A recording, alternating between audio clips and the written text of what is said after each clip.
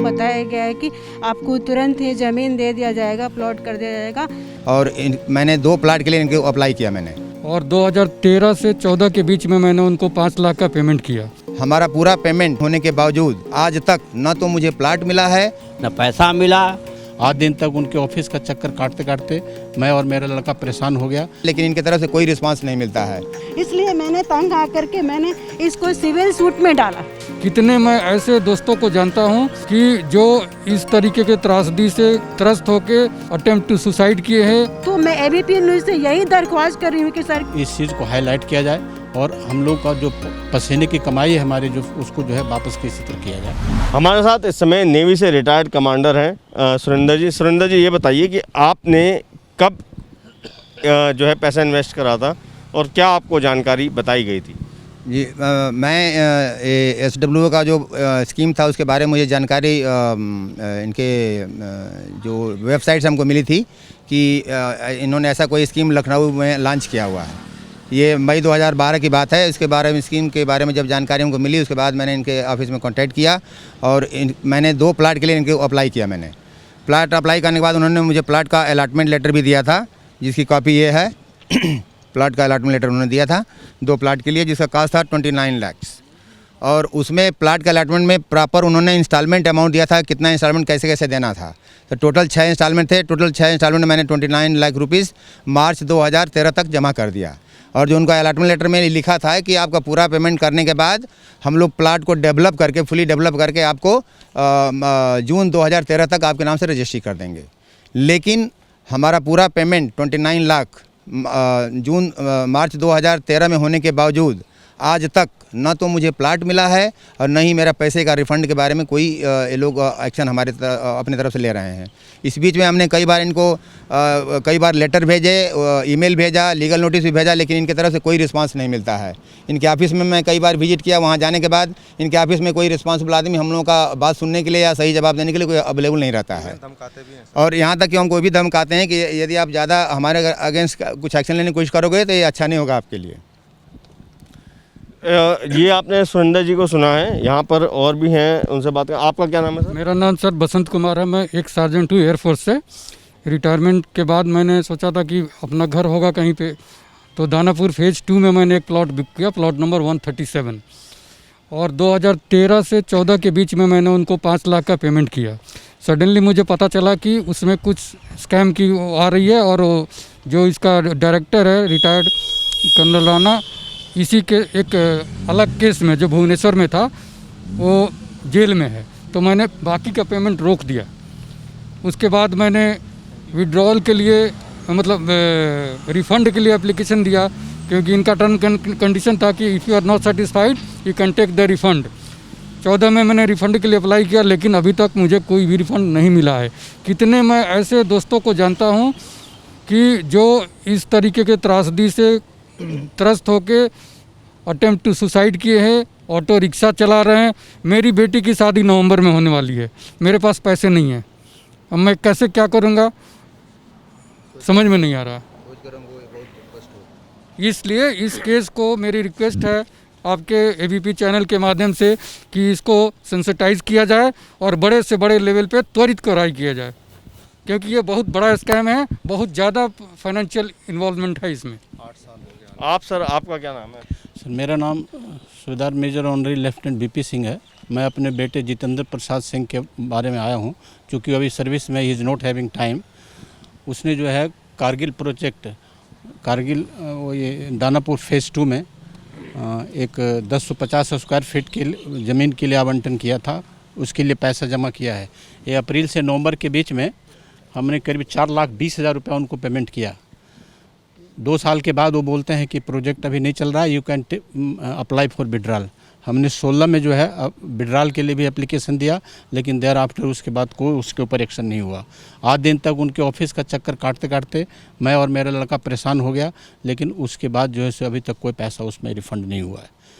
मैं ABP news से करूँगा कि इस चीज़ को हाईलाइट किया जाए और हम लोग का जो पसीने की कमाई है हमारे जो फौजी का, उसको जो है वापस किसी तरह किया जाए, या उसके जगह पर जो आवंटन किया जाए मेरे प्लॉट को। मैम, आपका क्या नाम है? मैं सुनीता कुमारी दानापुर फेज़ 2 से बोल रही हूँ। मैंने ये ज़मीन, ये मेरा एलोकेशन लेटर है, मेरे को बहुत लुक्रेटिव दिया गया, बताया गया है कि आपको तुरंत ही ज़मीन दे दिया जाएगा, प्लॉट कर दिया जाएगा। और इनके ऑफिस में एक बिठा के रखा हुआ है मैम, उन्होंने भी मुझे बताया टेलीफोनिकली कि बस आप अमाउंट दीजिए और आपका जो है पैसा ज़मीन तुरंत मिल जाएगा। मैंने 2000 पेमेंट में अकॉर्डिंगली मैंने सारे पैसे जमा कर दिए 2015 में। 15 में जी। और दानापुर फेज में टोटल 315 प्लॉट हैं, जिसमें से कि 78 प्लॉट बुक हो चुके हैं और उसका करीब अकाउंट 5 to 6 करोड़ का है सर।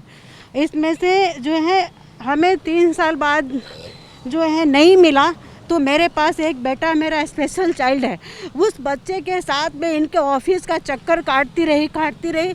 यही बताया गया है कि आप रिफ़ंड फॉर्म भरिए। वो दोबारा आई तो रिफ़ंड फॉर्म भी गायब कर दिया, लेकिन हमें कुछ दिया नहीं गया सर। इसलिए मैंने तंग आकर के मैंने इसको सिविल सूट में डाला। और मैं यही सोच रही हूँ कि सिविल सूट में डालने के बावजूद भी क्या मुझे न्याय मिलेगी, मेरा हार्ड अर्न मनी मिलेगा। तो मैं एबीपी न्यूज़ से यही दरख्वास्त कर रही हूँ कि सर कि मेरा पैसा जल्द से जल्द दिया जाए।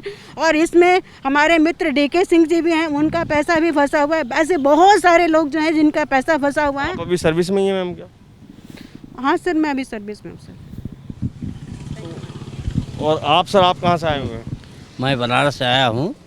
मेरा लड़का नेवी में जॉब करता था। मेरी इच्छा हुई कि जब अंतिम समय आवे तो होली प्लेस है, चल के वहाँ पर रहेंगे, बात करेंगे। तो एक प्लाट हमने कहा बुक कर लो। तो बनारस में इनका साइंस सिटी प्रोजेक्ट था, जिसको हमारे लड़के ने इंस्टॉलमेंट में 10,34,000 रुपया दिया। ये कब से कब तक दिया गया है? ये पैसा दिया गया है आपका हाँ समझिए, हाँ 2013 में सारे पैसे जमा कर दिए गए हैं। और अब जब वहाँ हम दोबारा साइट देखने गए, न तो उनका ऑफिस था, न उनका आदमी था। और जो साइंस सिटी प्रोजेक्ट का आदमी था, उसने कहा कि आपने जिनको पैसा दिया उनसे बात करिए, हमसे न बात करिए। ना आज तक मुझे ज़मीन मिली, न पैसा मिला। और दर दर लड़का ठोकर खा रहा है, वो भी सेवानिवृत्त हो गया है। और हमारे जो दशा आप देख ही रहे हैं। हम चाहते हैं मेरा पैसा मिल जाए या मुझे प्लाट मिल जाए। आपका क्या नाम है सर? आप किधर आए? मेरा नाम एस.के. विश्वास, मैं एयरफोर्स से रिटायर्ड एक सार्जेंट हूँ। मैं 2006 से रिटायर्ड हूँ। तब तो पे कमीशन में परिस्थिति बहुत ही ख़राब थी हम लोगों का। और 2013 में मुझे कोई सुब्रत पार्क CHD कैंटीन के वहाँ पे उनका प्रचार माध्यम से पता चला जी ये SWO कोलकाता में कोई प्रोजेक्ट कर रहा है, जो सैनिक वेलफेयर ऑर्गेनाइजेशन। और वहाँ से अराउंड 1440 स्क्वायर फीट का एक प्लॉट का उन्होंने व्यवस्था कर रहा है, जो 7,75,000 समथिंग का वो बन रहा है टोटल। तो मैं अपना जितना भी 7 लाख समथिंग का जो मेरा टोटल रिटायरमेंट बेनिफिट था, मैं उसी से एक आशियाना के लिए मैं एक प्लॉट बुक किया और 2013 में पूरा पेमेंट कर दिया मैंने। लेकिन आज तक तो मुझे ना पेमेंट प्लॉट मिला है, ना पेमेंट का कोई उम्मीद मिला।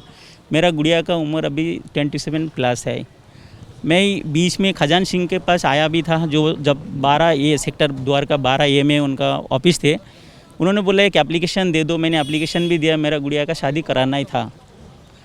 तो उन्होंने कुछ नहीं एक्शन लिया, घुमा के मेरे को कम से कम 50 बार मैं वहाँ द्वारका सेक्टर 12 में आया। आज तक उन्होंने पैसा दिया। उन्होंने ऑफिस यहाँ से शिफ्ट करके द्वारका मोड़ में चला गया। वहाँ एक ही बंदा बैठे रहते हैं, वो जाने से नाराज़ हो जाता है। लेकिन मैं ये बोलूँगा ये हम लोग जो फौजी का जो हार्ड एंड मनी है, कोलकाता में लगभग 286 प्लॉट यूनिट उन्होंने बेचने का प्रयास में थे। लेकिन अभी भी वो ज़मीन को थोड़ा बाउंड्री करके रखे हैं, लेकिन बोलते जी हम आपको ज़मीन दे देंगे करके 7-8 साल निकाल दिया। तो हमें हमारा जो कोलकाता प्रोजेक्ट का कुछ चार्जशीट वगैरह यहाँ पे दाखिल हुए, जो द्वारका 17 में जो नॉर्थ जो थाने हैं, तो हम चाहते जी इसको EOW विंग में ट्रांसफ़र किया जाए और इसका ED के थ्रू बढ़िया से जांच किया जाए, क्योंकि ये मनी ऑलरेडी ओवरसीज़ में ट्रांसफ़र हो चुका। और मैं प्रधानमंत्री और डिफेंस मिनिस्ट्री से ये विनती करेंगे जिस सर ऐसे कम से कम 14-15 हज़ार सैनिकों को जो ऐसे करके उन्होंने ये गलत तरीक़े से उन्होंने फंसाया, इसका न्याय मिले। कम से कम जो एक फ़ौजी जो देश के लिए, मैं भी 20 साल विदाउट एनी मतलब छुट्टी, मतलब कोई भी मेरा डिस्प्यूट नहीं था। मैं अपना जितना कंट्रीब्यूट करना था मैंने करके। हाँ, मेरा मिसेस का तबीयत भी ख़राब हो गया था, मिसेस का अभी भी प्रॉब्लम होते रहता है, अस्थमा प्रॉब्लम है, तो उनका हमेशा टेंशन में रहता है।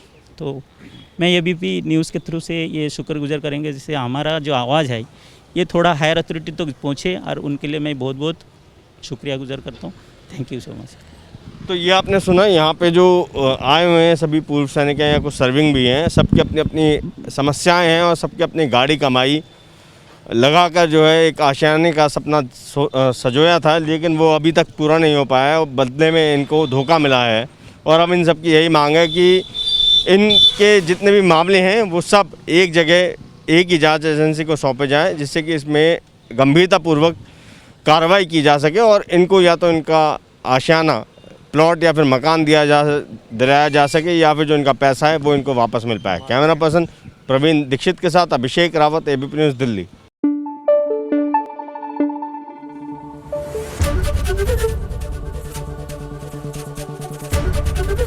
एबीपी न्यूज़ आपको रखे आगे।